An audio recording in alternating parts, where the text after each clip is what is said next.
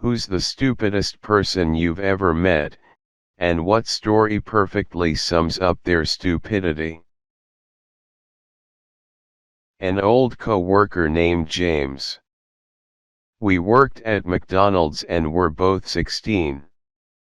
One time, while mopping the lobby, he for some unknown reason decided to chase a number of customers around with the mop yelling, "I'm gonna get ya fired" on the spot.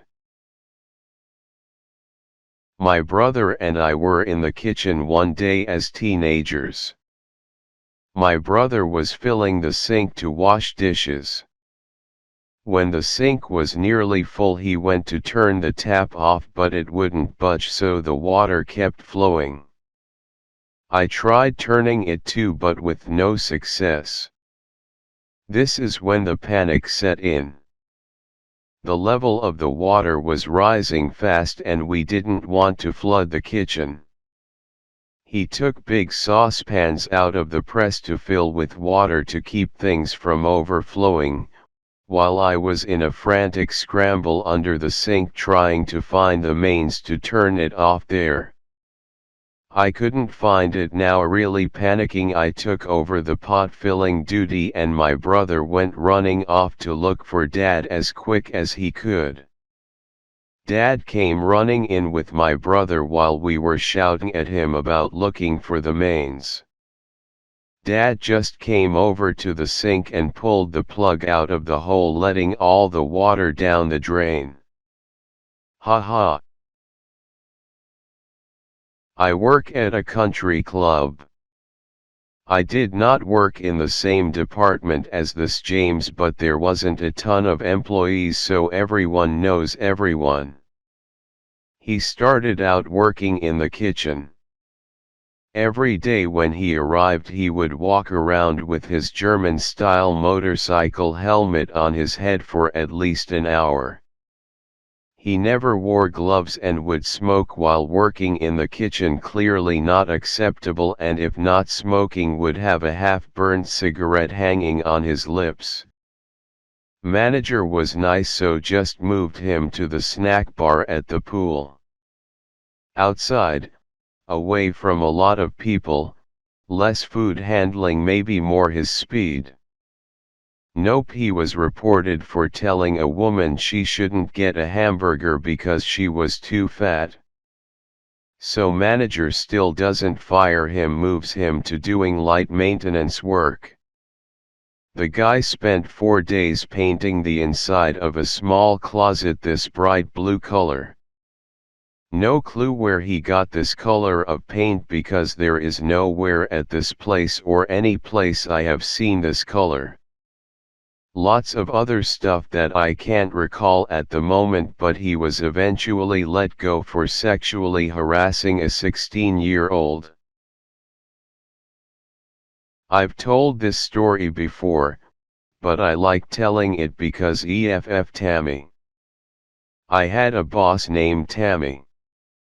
One night, we were all working late doing stock take, and we were discussing the impending lunar eclipse.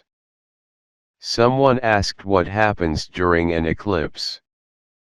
Tammy grandly explained that the eclipse would occur when America went in front of the moon, blocking our Australia's view of it. Like she literally thought the Earth stretched itself into like a U-bend or neck pillow shape, and half of it stayed in our normal orbit, and the other half stretched itself over and around to casually block the moon for the rest of the Earth. My roommate for the last 3 years once said that if solar technology keeps advancing at the rate it is, we will absorb all the energy made by the sun and fix global warming. Not 5 minutes later, after attempting to inform this poor fellow about how the sun's energy output is not determined by what the energy eventually interacts with, he states that wind farms are worse because they cause tropical storms. I hope he is just an epic troll. I don't know. Had a guy in a third-year undergrad developmental psych course raise his hand in a full lecture hall and ask the professor, "Prof, do infants diagnosed with SIDS get asthma later in life? Like, are they more likely to get asthma?" SIDS stands for Sudden Infant Death Syndrome. He just kept pursuing the question. The prof didn't understand how she could answer it. She thought there was some kind of logic in it that she wasn't seeing. Finally, some girl took the initiative to shout across the room, "No, they are not more likely to get asthma, they are dead. They have died suddenly, and will thus not be at risk of developing asthma." Great day. He always sat in front of me and I would see him writing just absolutely horrible poetry and song lyrics. My cousin. All through public school, she was a snob who looked down on everyone. She was super stylish and struggled academically. We graduated in 2014. We both went to colleges, not the same one. She got a job at a bar, stayed out late drinking. Her boyfriend told her she didn't need to complete college, so she just stopped showing up.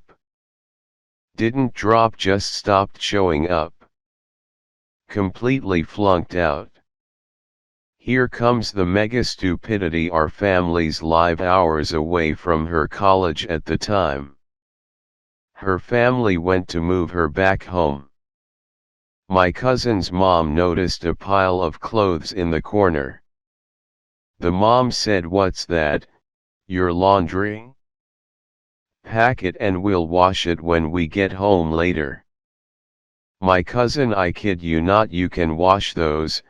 Turns out, she'd been throwing away clothes instead of washing them. She claimed she didn't know she could, yet she washed her undergarments and bras without a hitch. She's now at home with her family and has started doing more chores to show an increase in responsibility. She still tries to throw clothes away, citing that she didn't know they could be washed and reused. Makes me wonder what she thought all those years before college, before she left home. She wore some of the same outfits repeatedly. She had to have known they could be washed. There was a troubled kid I went to high school with.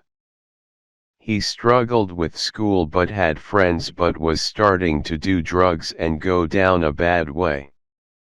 He decided to photocopy the front and back side of a $20 bill, cut it out of normal paper, and glue the two halves with Elmer's glue. What's even more sad is that to test his new money he went to the gas station and bought some gum and it actually worked, so in his mind it must have meant that it was foolproof. So he then tried to go and deposit the glued up money at an actual bank. He was obviously found out and arrested. I don't know where he is now, but I'm assuming he is making similar life choices.